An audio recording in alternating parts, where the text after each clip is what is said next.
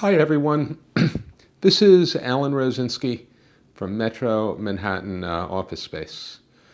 There's no topic that drives business tenants crazier in New York City, and I know that's a strong term, than loss factors.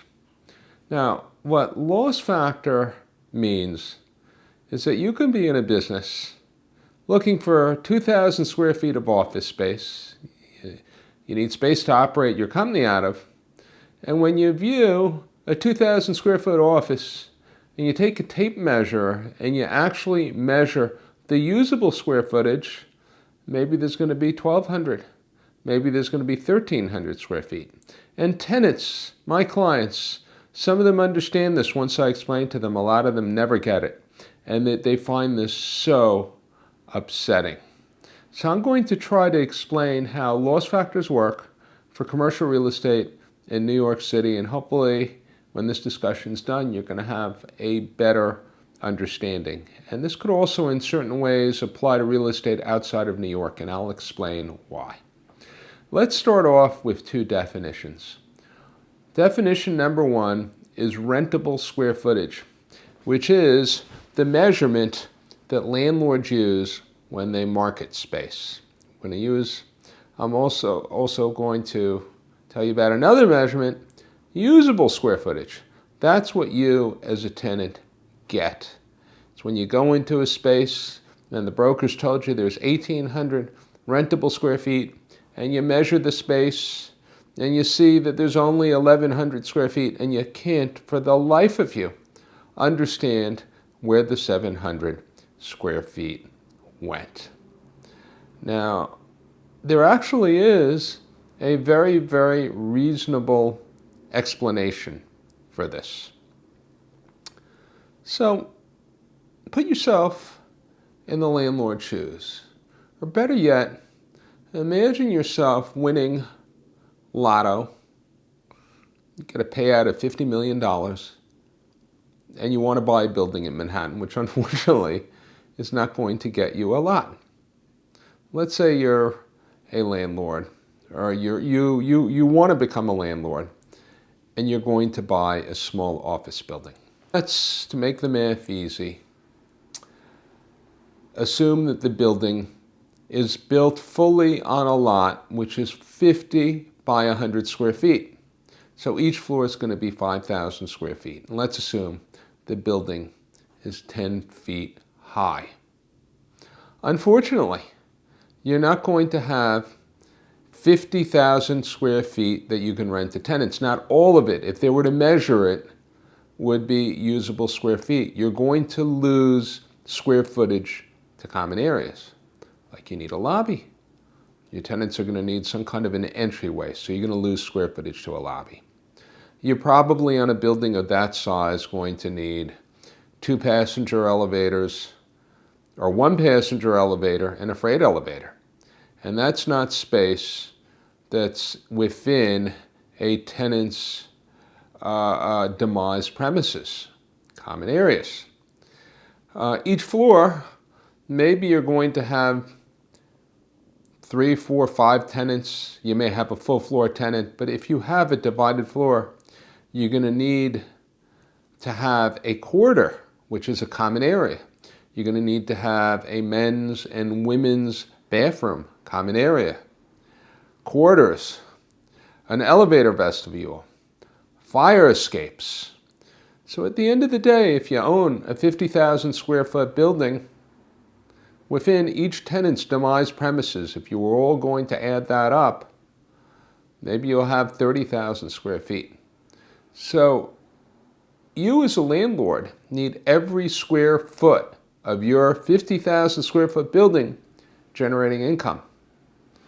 So let's say you lose 20,000 square feet out of a 50,000 square foot building. You're going to add those 20,000 square feet back in to the measurement of each demised space. So the tenants are going to indirectly be paying for their proportionate share of common areas. And that's the differential, because when a landlord buys a building, he's essentially, he or she, is buying an envelope of space, and they want every square foot, every square inch of that property generating income. So that's the explanation for it, and they add it into the measurement of space. Now, one thing to keep in mind is for retail space, ground level space, the loss factor is very minimal. It's usually not more than 10% if there's a loss factor at all, because retail, the entrance is from street level, and they're really not using the common areas. But the rationale for a loss factor is that the office tenants do benefit from common areas within the building, so they have to indirectly pay for it by having a certain formula, a certain amount of square footage added back into their space. Now, what gets really complicated about this in New York City is that the loss factors vary from building to building. So I could show a tenant, a client, 5 different 2,000 square foot spaces, and they would really be be different sizes, different.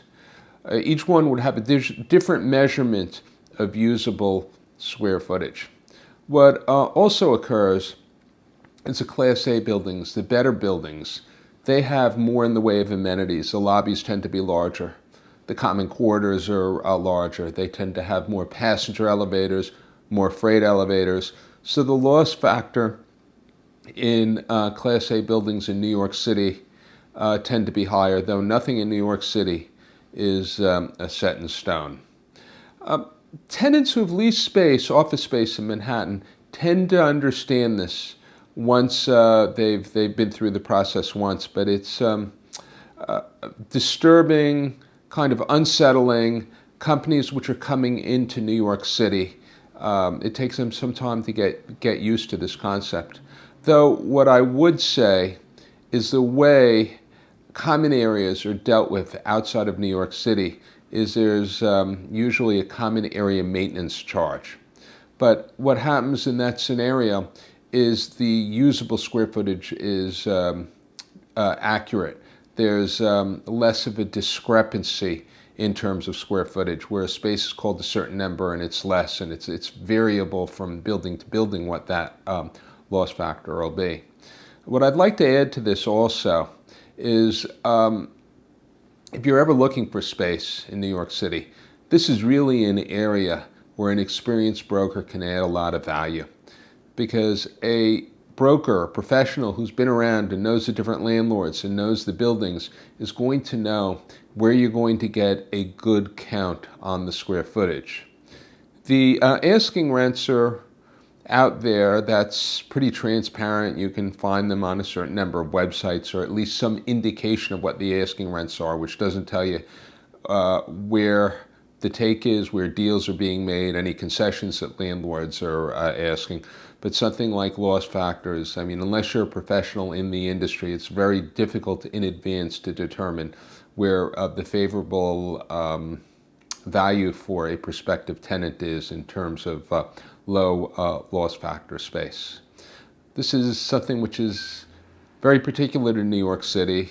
I hope it's helpful for you. I hope it helps you think about how landlords anywhere will measure space, and gives you some idea from a landlord's perspective of how this works, and also if what the rationale is if you're a tenant, and how you should be looking for space, and how loss factors can affect you if you're a commercial tenant seeking to lease an office. Please, if this information has been helpful, feel free to subscribe to my YouTube channel. Have a nice evening, and until the next time. And one thing I wanted to add is the schedule for releases of videos will probably become Monday, Wednesday, and Friday at 1 p.m. Eastern Standard Time. Hope that's works for everybody. Take care. Have a nice evening.